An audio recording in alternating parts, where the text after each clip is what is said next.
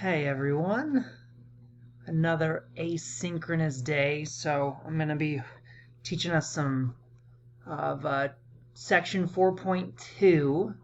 I know some of you are doing the PSAT today, if it's Wednesday still. I'm just hoping that you watch this before Friday. The PDF should be on Google Classroom. If you went to Materials Pickup, you'll have this printed out for you. I'm going to be doing this on ClassKick. So I'm trying something a little different here, taking notes, just saving myself a little bit of paper, and because there's a lot of drawing in this chapter, so I like just using stuff that I already have made instead of having to hand draw everything. So let's get started. 4.1 was about polynomials, and today we're going to work with rational functions, which simply just takes a polynomial and puts it over another polynomial. For it to be a rational function, there has to be a variable in the denominator. If you had x plus 1 over 2, that's not a rational function because we could rewrite that as x over 2 plus 1/2. It's actually linear. So a couple examples of some rational functions. We have 1 over x and 1 over x squared, and we're going to take a look at those graphs. So you're going to sketch along with me. If you had a calculator or if you went to Desmos and typed them in, you get stuff that looks like this. So 1 over x kind of looks like that. 1 over x squared is similar, but as when you square things, you get positive results. That graph only deals with stuff above the x-axis. So vertical asymptotes, we always write it as x equals a number. It's a vertical line, so we do x equals. So its definition, a vertical line that the graph approaches but never crosses.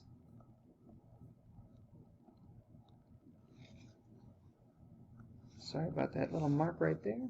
How do we find vertical asymptotes? Vertical asymptotes happen when you divide by 0. So to find them, we find the zeros of the denominator. And then we have to be a little bit careful because while we're finding zeros of the denominator, they also cannot be at the same time zeros of the numerator.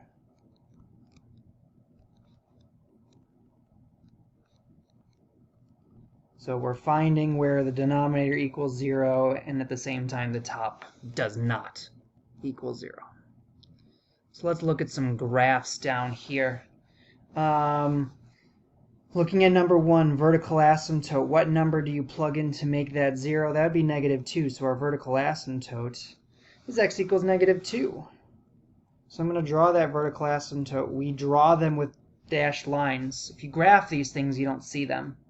But when we draw them with dashed lines. Let's see. What does the rest of this look like? If we think about, say, like a y-intercept, for instance, plug in 0 for x, we get 3 over 0 plus 2, 3 over 2. So it looks like it crosses the y-axis at 3/2. And we talked a little bit previously about like horizontal asymptotes, and we're going to get to that in a second. But it has a horizontal asymptote at 0, so if you were to look at a graph of this, you're going to see it looks kind of like that. Over here for number 2, pause it, try to find out where the vertical asymptote is. I'm going to say that you did that and write down my own work. Factoring the top, factoring the bottom. What is the bottom factor to? X minus 4, x plus 1. There's only one vertical asymptote, even though there are two things that make the denominator 0. The vertical asymptote is -1. If you think 4 makes the bottom and top 0. We're going to get to that later. Horizontal asymptote, again, we did mention this previous. You might remember when the degrees are equal, we take the leading coefficients. So we have a vertical asymptote at -1. We have a horizontal asymptote at 1. If we were to think about like a y-intercept, plugging in 0 for x, looks like we get -16 over -4, which is 4. 1, 2, 3, 4. So we have a y-intercept up there. So I'm guessing the graph's going to hug the asymptotes there and with the degrees of things. Oh, we could also talk about an x-intercept. We have an x-intercept at -4. So 1, 2, 3, 4. So I'm guessing the other part of the graph kind of looks like that.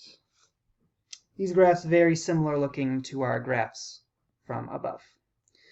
Something of note, a graph may cross a horizontal asymptote, but it's never going to cross a vertical asymptote. It cannot. That's where we divide by 0. All right, flipping over to page 2. I'm going to change the color I'm writing with. So a horizontal asymptote helps describe for us end behavior of a graph. That is a weird line that my hand just drew. Sorry about that. So it kind of shows what the graph does as it goes to the infinities left and right. Does it go up? Does it go down? Does it flatten out? Horizontal asymptotes are going to help us with that. These 3 cases, I'm going to pause my video, write them down. You catch up and write them after, please, and thank you. All right, I got the basics written down. We got our 3 cases. When the degree of the denominator is bigger than the degree of the numerator, our horizontal asymptote, this is the one we like, easy to remember, y = 0. Quick example for you. F of x equals 3x over x squared minus 4. That has a horizontal asymptote of y = 0. The x-axis is the horizontal asymptote. Case number 2, where the degrees are equal, our horizontal asymptote is y equals the ratio of the leading coefficients. So if you write down the top and bottom polynomials in standard form, biggest degree first, you take those leading coefficients and whatever that fraction is, that's the value of your y, not y-intercept, your horizontal asymptote. So let's look at a quick example. F of x equals 3x cubed minus 4x squared plus 2x plus 1 over 5x cubed plus 8x. The degrees are the same, and when we take a look at our leading coefficients, that is going to help us determine that our horizontal asymptote is y equals 3/5. So we graph a horizontal line at 3/5 as its height. The last one is the tricky one. This one requires the most work. If the degree of the numerator is bigger by 1 than the denominator, we have something called an oblique asymptote. And how do we find this oblique asymptote? We have to use long division. Long division to find the equation. So an oblique asymptote is basically a line, a linear asymptote that has slope that isn't 0 or undefined. So sometimes the graph's going to follow that line slantwise to the end. Oblique asymptotes also describe end behavior. but we don't consider them a horizontal or vertical asymptote. And then this tells us how to find it. Long division, I wrote it down. I guess I didn't need to. Don't know if you remember long division with polynomials. Maybe you've never done it before, but we're definitely going to go over an example right now if you're like, I don't know what you're talking about. So first of all, looking at our problem down here, let's start with the vertical asymptote. How do we find that? We take the denominator, we set it equal to 0, x equals -1 is our horizontal asymptote.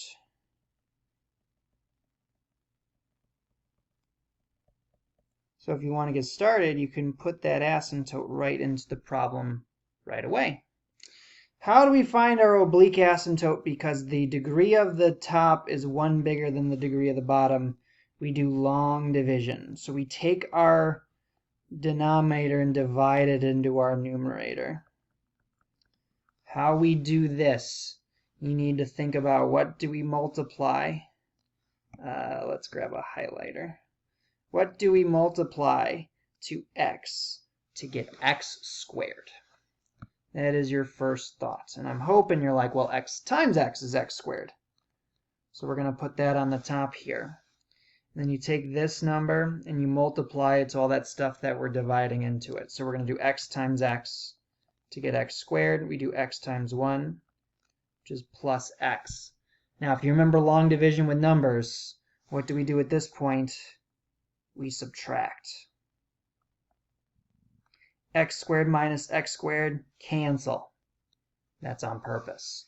Negative 4x minus x, negative 5x. And what do we do with long division? We carry down the next term.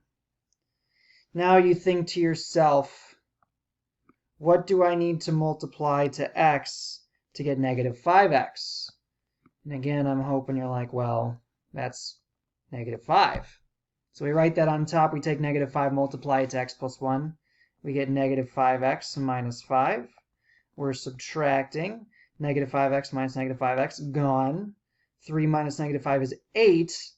And now there's nothing that we can multiply to x to get 8 without dividing. So we don't want to ever divide by x. So this is the remainder. We ignore the remainder. And here's our oblique asymptote. Our oblique asymptote is y equals x minus 5. So we have this asymptote that's slanted. It's not horizontal. That follows the line x minus 5, which is a line with a slope of 1 and a y-intercept of negative 5. Now, of course, this being... Ooh, I think I missed. Yeah, this one's supposed to go... Sorry about that. This one's supposed to go there. Oh, I missed again. And then there, and then there. Yowza. This is what I get for not using a ruler and all that good stuff. But here's our slant asymptote. It's slanted, oblique asymptote. Where does the graph go? It's going to have a y-intercept of 3. So here's my guess. Where is it going to have x-intercepts? It looks like at 1 and 3. So here's my guess. It's going to go kind of like that. Going to hug the asymptotes. And then I believe, if I'm not mistaken, it's also down here. Okay. Last page coming up. So we got just a big problem, kind of putting it all together. Make sure you go back, you pause, you think about these things before we do this last problem. I want you thinking about, do I know how to do this stuff? Vertical asymptote, horizontal or oblique asymptote, domain, range, and all the intercepts. We're going to go through all of this stuff. Vertical asymptote. How do you find that? It's when the denominator equals 0. So for us, that's when 2x plus 1 equals 0. We get x equals negative 1/2.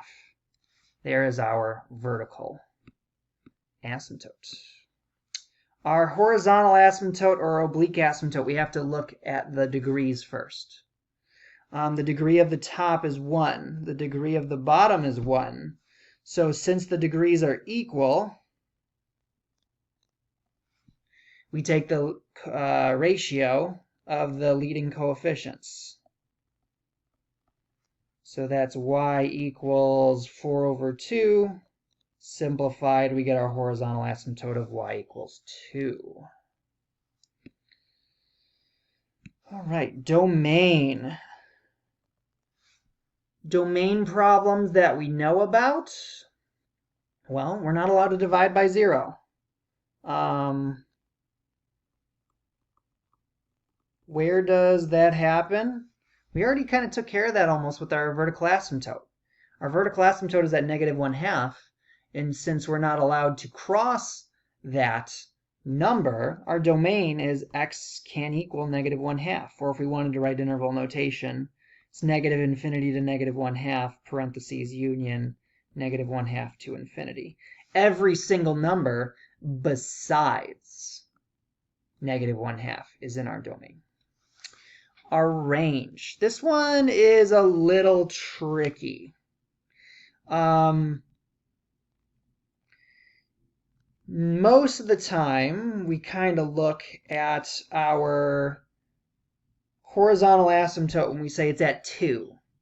Every so often, these graphs cross horizontal asymptote. So how do you decide if we take 2 out of the range and it's everything, or if it's everything besides the horizontal asymptote 2?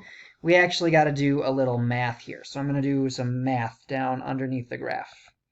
Can our function 4x minus 3 over 2x plus 1 ever equal 2? You just got to try. So we're going to see if we can solve for x. How do we do a problem like this? I always like to multiply by the denominator. That's going to make your life easier. Then we don't have a denominator anymore. Denominator cancels with denominator. We get 4x minus 3 equals, distribute that 2, 4x plus 2. We subtract 4x from both sides, and we get -3 equals -3 equals 2. That is not a true thing. There's no solution. So this thing can never equal 2. So our range is y is not equal to 2. Y is not equal to our horizontal asymptote number. In interval notation, -∞ to 2, union 2 to infinity, all with parentheses. And finally, our intercepts. I'm hoping you're getting comfortable with these. Intercepts. How do we find an x-intercept? That is when y equals 0. And I'm going to give you a little hint for these rational functions. How can you find an x-intercept? It's when the numerator equals 0, as long as the denominator isn't also 0. So when the numerator equals 0, that's when we're going to get our x-intercept. So 4x minus 3 equals 0, because that's our numerator.